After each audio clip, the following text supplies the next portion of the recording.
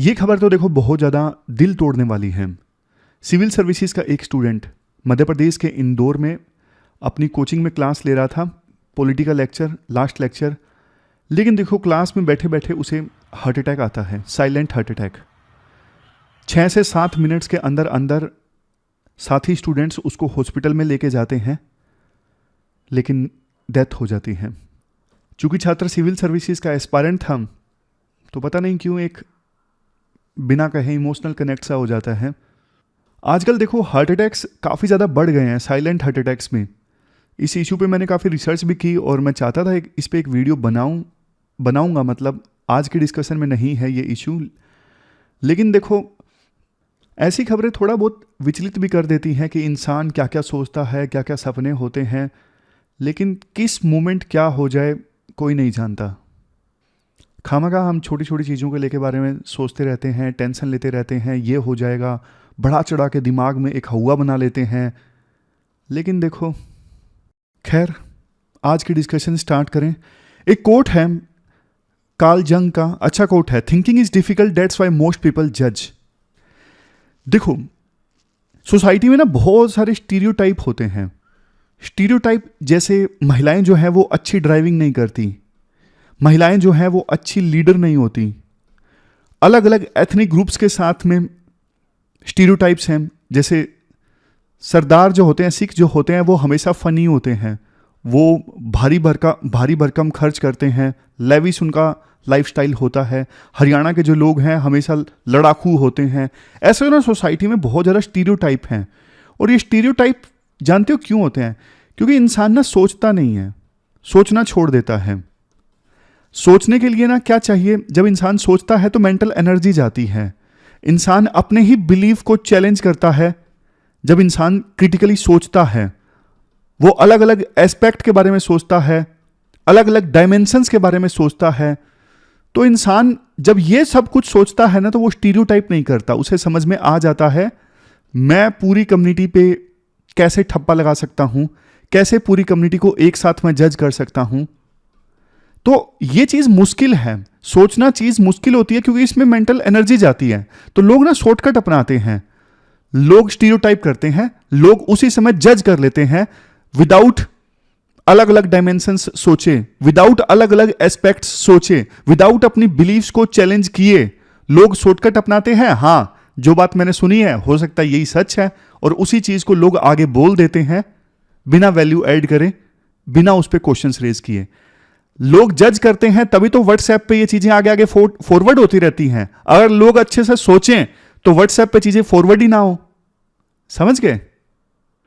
Discussion start करें। आज की डेट 19 जनवरी 2024 है। आज 3 इश्यूज अच्छे हम डिस्कस करेंगे, एग्जाम के हिसाब से काफी इंपॉर्टेंट है और इंटरेस्टिंग भी है। सबसे पहले शशि थरूर का मीडिया से रिलेटेड आर्टिकल है। मीडिया क्या कर रहा है आज के समय में? सिर्फ सेंसेशनलाइजेशन पे फोकस कर रहा है। और उसके बाद ये चैट जीपीटी वाली जो कंपनी है ना, open AI versus New York times, इनकी लड़ाई चल रही है आपस में। केस बहुत ज्यादा इंपॉर्टेंट है, जो आने वाले दिनों में एआई द्वारा जनरेटेड कॉपीराइट कंटेंट का भी फैसला करेगा। और यहां पे आर्टिकल है इंडिया यूके डिफेंस रिलेशनशिप से संबंधित। तो चलिए डिस्कशन स्टार्ट करते हैं। इसके बाद नेक्स्ट आर्टिकल इंडियन मीडिया से संबंधित है। हिंदू का ये आर्टिकल है, शशि थरूर ने लिखा है और अच्छा आर्टिकल है, मतलब काफी सारे अच्छे पॉइंट्स आपको मिलेंगे। आप जीएस पेपर 2 से इस आर्टिकल को रिलेट कर सकते हो। बैकग्राउंड जानते हैं। देखो 1991 में हमारे देश में ना एलपीजी रिफॉर्म्स आए। बहुत सारे सेक्टर्स को ना सरकार ने लिबरलाइज कर दिया। आप पूछोगे क्या मतलब है? मतलब बहुत सारे सेक्टर्स पर ना पहले सरकार का टोटल कंट्रोल हुआ करता था, सिर्फ सरकार ही उसमें काम कर सकती थी। फॉर एग्जाम्पल मीडिया, यानी ब्रॉडकास्टिंग मीडिया, पहले आपको याद होगा सिर्फ डीडी न्यूज हुआ करता था। लेकिन जैसे जैसे बाकी सेक्टर्स में सरकार ने प्राइवेट कंपनीज को काम करने की इजाजत दे दी, उसी प्रकार से ब्रॉडकास्टिंग मीडिया में भी सरकार ने इजाजत दे दी कि प्राइवेट कंपनीज आकर यहां पर काम कर सकती हैं। फिर आज तक जैसे चैनल्स आए, और जैसे ही देखो ये प्राइवेट न्यूज चैनल्स जब आए ना, तो सब कचरा हो गया। उसके बाद राइटर कहते हैं पहले देखो फोकस हुआ करता था न्यूज पे, आवाज तेज तक नहीं होती थी। लेकिन जैसे ही प्राइवेट कंपनीज आई तो ना ज्यादा से ज्यादा व्यूअर्स प्राप्त करने की ना एक होड़ मच गई। न्यूज के बजाय सेंसेशन पे ज्यादा फोकस होने लगा। न्यूज तो एक एंटरटेनमेंट बन के रह गई। आज के समय में देखो ये हो गया, मीडिया की हम बात करें, मीडिया ही जज है, मीडिया ही विटनेस है, मीडिया ही ज्यूरी है, मीडिया ही एग्जीक्यूशनर है, सब कुछ मीडिया ही है। पहले हम बात करते थे कि आपको ये अग्नि परीक्षा पास करनी होगी, आज के समय में हम बात करते हैं कि आपको ये मीडिया परीक्षा पास करनी होगी। तो पहले इश्यूज की बात करें, कौन कौन से इश्यूज हैं आज के समय में मीडिया के साथ में और न्यूज कल्चर के साथ में।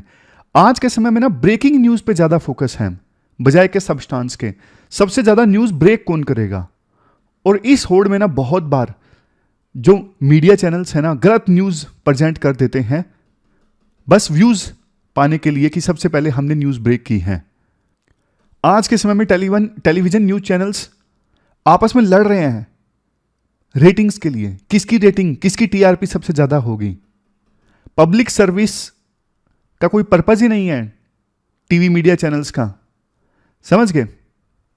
जो प्रोग्राम्स दिखाए जाते हैं वो क्वालिटी वाले नहीं है, सब्सटेंस नहीं मिलेगा, बहुत ज़्यादा नॉलेज नहीं मिलेगी, सीखने को नहीं मिलेगा, क्रिटिकल थिंकिंग नहीं डेवलप होगी जनता में, बस एक बज डेवलप होगा, सेंसेशन डेवलप होगा हाई फाई बैकग्राउंड म्यूजिक के साथ में कि हाँ मजा आ गया।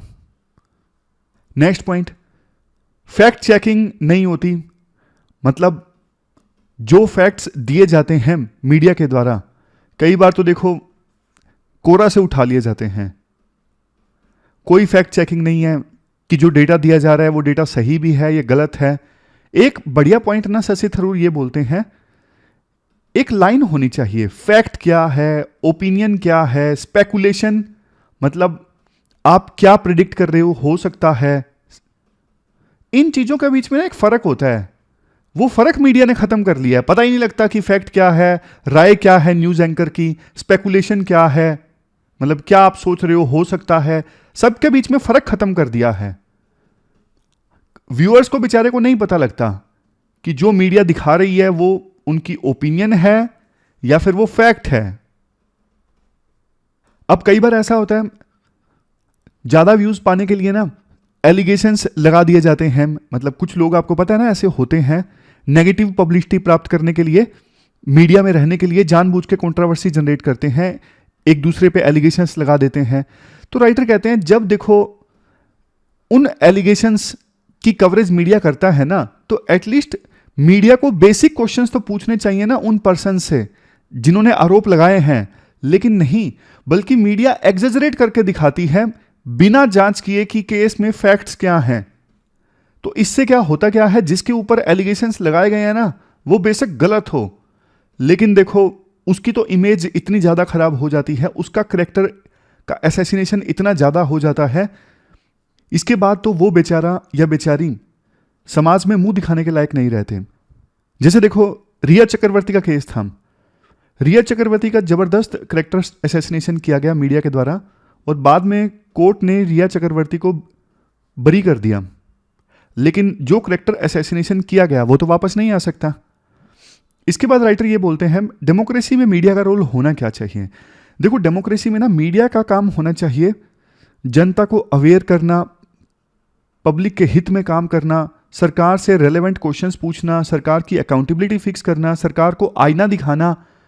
लेकिन ये सब काम मीडिया आज के समय में छोड़ चुका है। मीडिया बल्कि ना जनता को ना डिस्ट्रैक्ट करता है दूसरे इश्यूज से। मतलब जब भी सरकार कहीं पे फंसती नजर आती है ना तो मीडिया कुछ ऐसे इश्यूज डिस्कस करना लगता है जिससे जनता जो है वो भटक जाती है और जनता और सरकार की जो गलती है वो जनता के सामने नहीं आ पाती। बहुत सारा टाइम तो मीडिया इसी पे वेस्ट कर देती है, इन सेलिब्रिटीज का आपस में प्यार मोहब्बत पनप रहा है और इनका तलाक होने वाला है। अरे जनता को क्या लेना देना भाई। मीडिया का रोल देखो डेमोक्रेसी में बहुत इंपॉर्टेंट है, मीडिया को तो बल्कि चौथा पिलर कहा जाता है।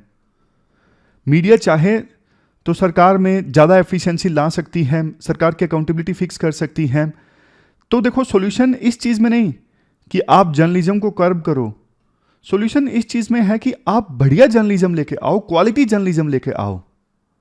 समझ गए। तो कुछ सजेशंस देते हैं राइटर अपनी तरफ से, जैसे फैक्ट चेकिंग एंड एक्यूरेसी का कल्चर डेवलप होना चाहिए।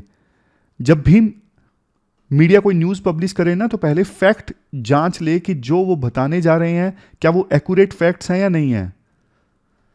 देखो टीवी मीडिया तो ऐसा करता ही है, इवन प्रिंट मीडिया पिछड़ता जा रहा है आज के समय में, क्योंकि लोग ना न्यूज़पेपर पढ़ना कम पसंद कर रहे हैं, क्योंकि न्यूज़पेपर में अगले दिन खबर आती है वो जनता के हिसाब से बासी हो जाती है, पुरानी हो जाती है। तब तक तो वो मीडिया पर, सोशल मीडिया पर डिटेल से उस न्यूज़ को देख चुके होते हैं। इस वजह से प्रिंट मीडिया भी स्ट्रगल कर रहा है। वो भी देखो ऐसी चिकनी चुपड़ी खबरें ज़्यादा दिखा रहा है ताकि लोग पसंद करें, उन्हें मज़ा आए पढ़ने में। अलग अलग जो मीडिया इंस्टीट्यूट्स हैं ना, वहाँ पर देखो एथिकल वैल्यूज़ में स्टूडेंट्स को ट्रेनिंग मिलनी चाहिए, ना कि सेंसेशनलाइजेशन में।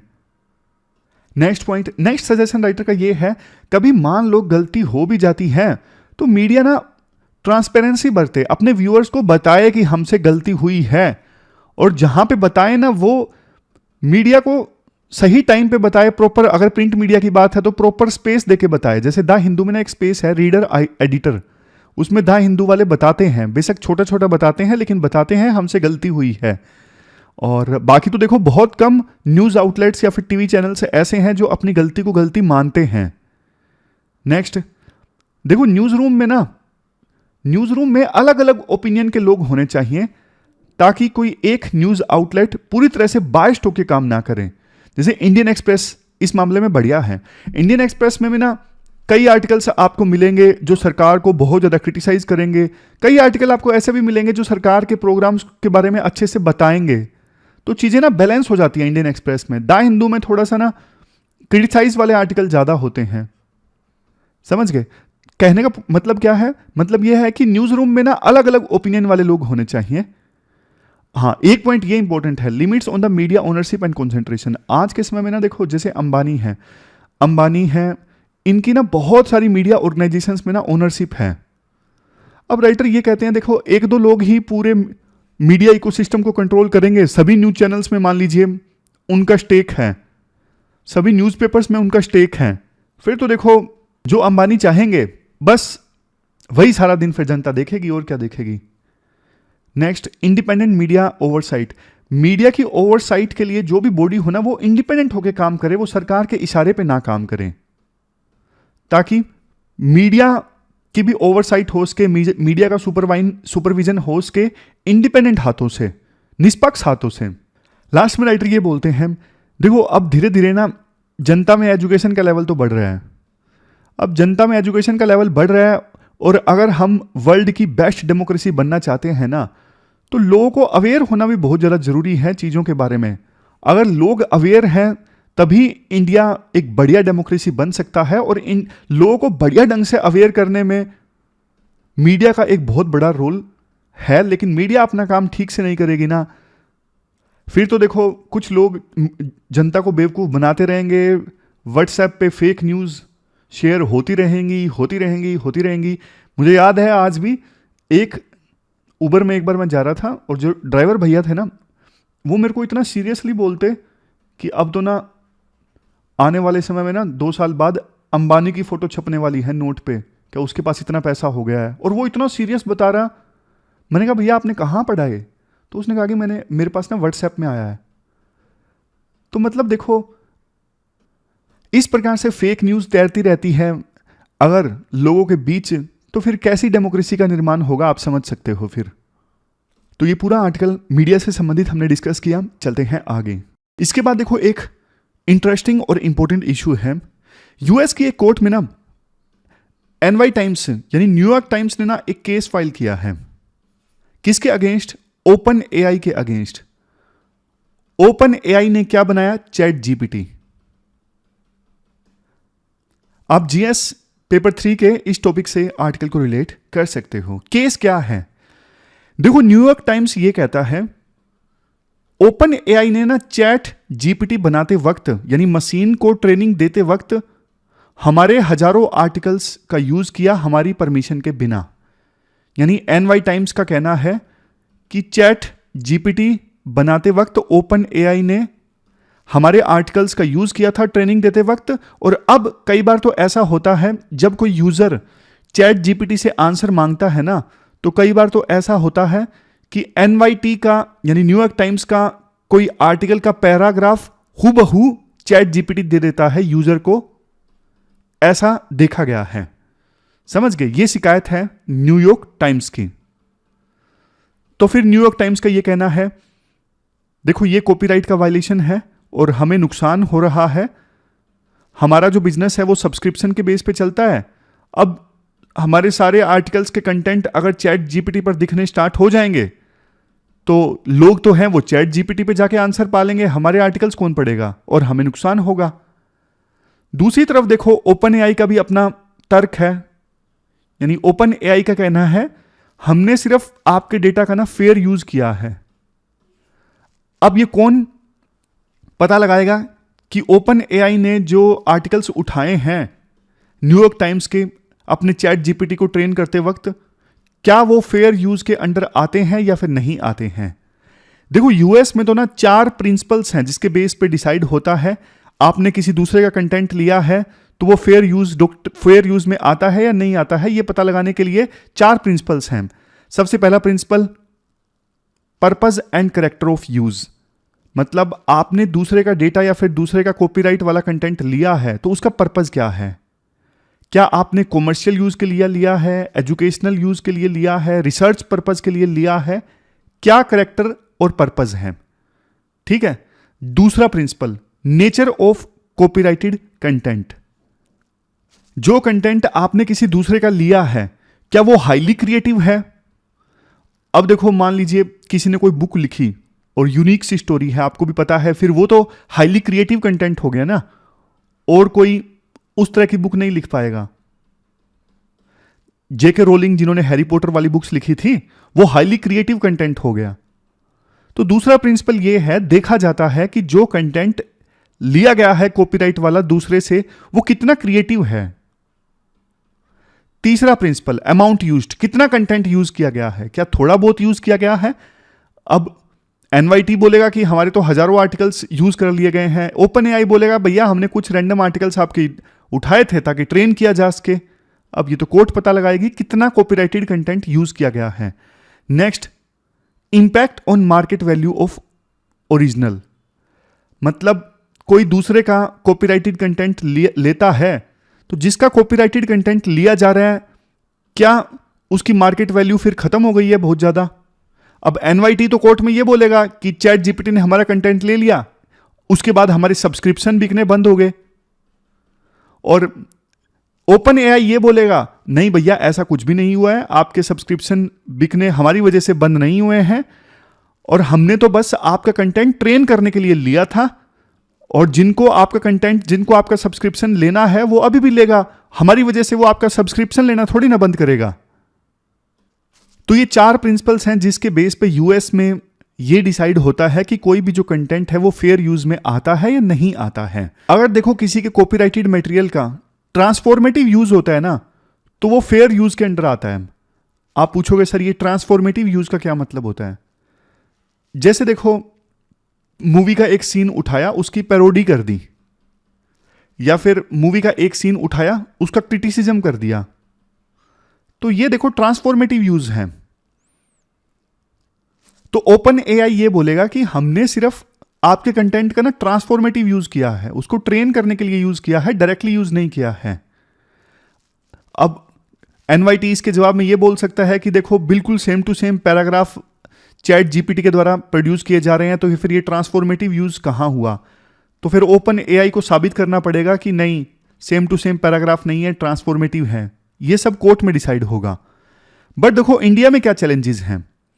जैसे देखो यूएसए में ये 4 प्रिंसिपल्स वाला फेयर यूज डॉक्ट्रिन है ना, इंडिया में कोई इतना बड़ा फेयर यूज वाला डॉक्ट्रिन नहीं है। इंडिया में जो कानून है ना वो सिंपल स्पेसिफिक कंटेक्स्ट में किसी के कॉपीराइट कंटेंट को यूज करने की इजाजत देता है, जैसे रिसर्च के लिए, टीचिंग के लिए 3-4 चीजें बताई गई हैं, सिर्फ उन्हीं के लिए स्पेसिफिक कंटेक्स्ट में किसी के कॉपीराइटेड कंटेंट का इस्तेमाल किया जा सकता है। तो यूएस में अगर फेयर यूज डॉक्ट्रिन है तो हमारे यहां पे फेयर डीलिंग है। फेयर डीलिंग मतलब सिर्फ कुछ ही स्पेसिफिक कंटेक्स्ट में किसी के कॉपीराइटेड कंटेंट का इस्तेमाल किया जा सकता है।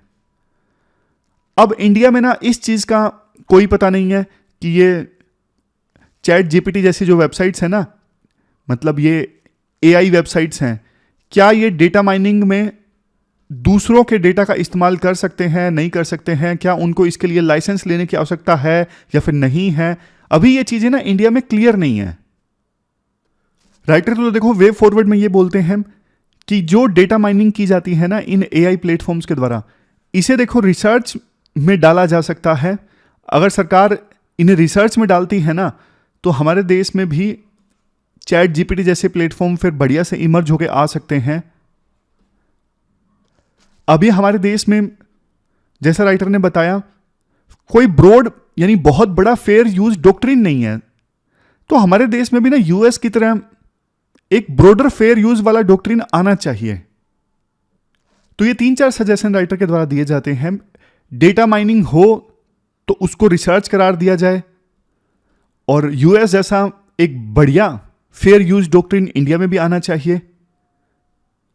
अभी हमारे देश में ना एक चीज ये है, एआई कोई चीज जनरेट करता है ना तो उसे कभी भी ना कॉपीराइट नहीं मिलता।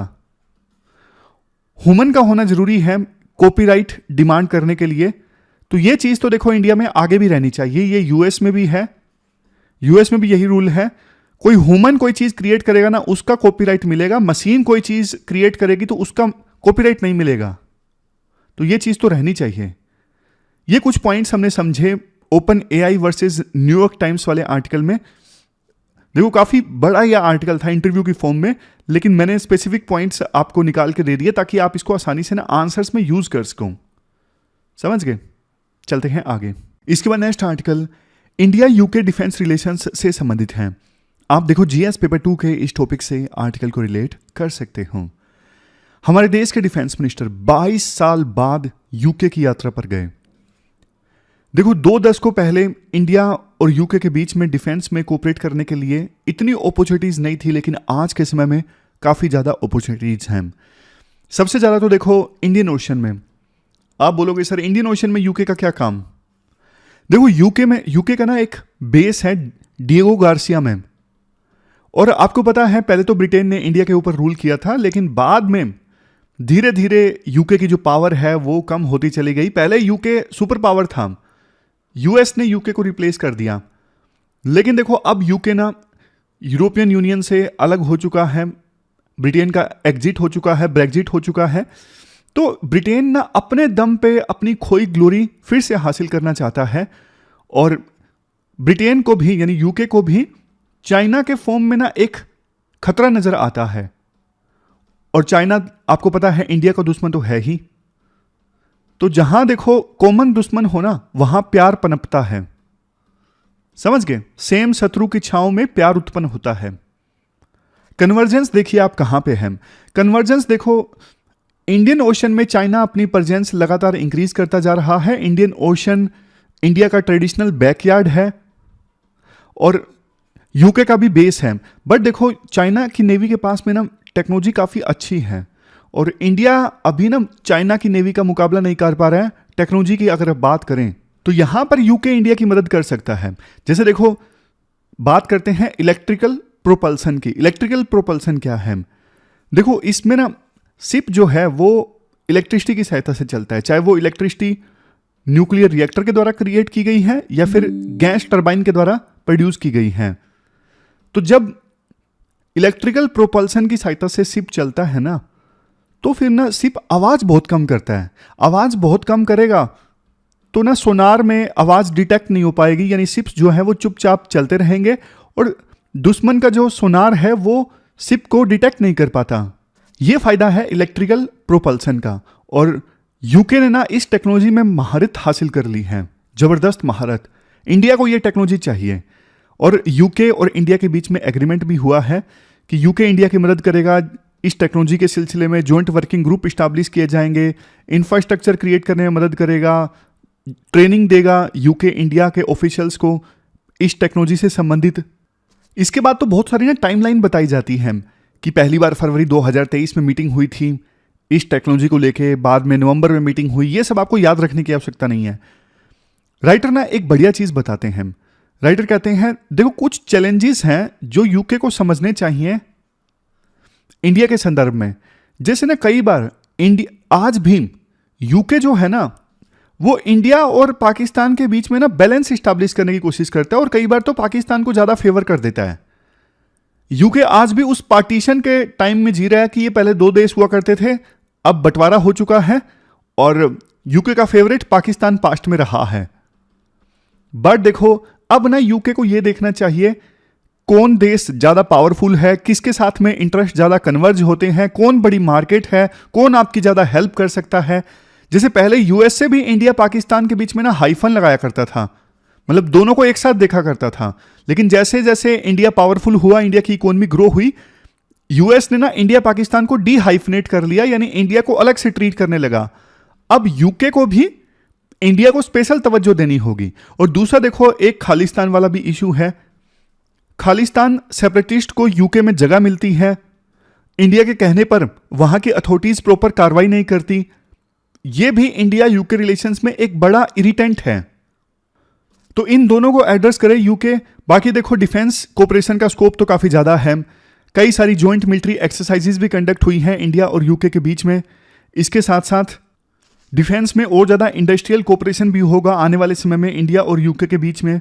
मतलब दोनों देश मिल के मिलिट्री इक्विपमेंट्स को डेवलप करेंगे और प्रोड्यूस करेंगे, मैन्युफैक्चर करेंगे।